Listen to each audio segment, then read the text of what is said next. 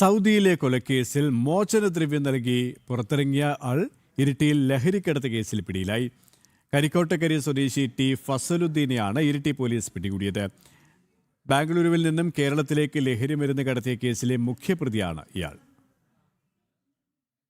Taxi ഡ്രൈവറായി Saudi അറേബ്യയിൽ ജോലി ചെയ്യവേ മംഗലാപുരം സ്വദേശിയെ കൊലപ്പെടുത്തിയ കേസിൽ ഫസലുദ്ദീൻ പ്രതിയായിരുന്നു. ഈ കേസിൽ 10 വർഷത്തോളം സൗദിയിലെ ജയിലിൽ കഴിഞ്ഞു. ഒടുവിൽ സന്നദ്ധ സംഘടനകൾ ഇടപെട്ട് 80 ലക്ഷം രൂപ മോചനദ്രവ്യം നൽകിയാണ് ജയിൽ മോചിതനായി ഇയാൾ നാട്ടിലേക്ക് മടങ്ങിയത്. തുടർന്ന് ബാംഗ്ലൂരിലെത്തിയ ഇയാൾ കഞ്ചാവ് കേസിൽ അറസ്റ്റിലായി. തുടർന്ന് 3 വർഷത്തോളം ബാംഗ്ലൂർ ജയിലിൽ കഴിഞ്ഞു. ഇക്കഴിഞ്ഞ ജനുവരിയിലാണ് ജയിൽ മോചിതനായി നാട്ടിലെത്തിയത്.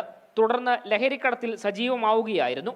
ലഹരിക്കടത്തു കേസിൽ പടിയൂർ സ്വദേശിയെ പിടികൂടി നടത്തിയ ചോദ്യം ചെയ്യലിലാണ് ഫസലുദ്ദീന്റെ പങ്ക് വ്യക്തമാകുന്നത്.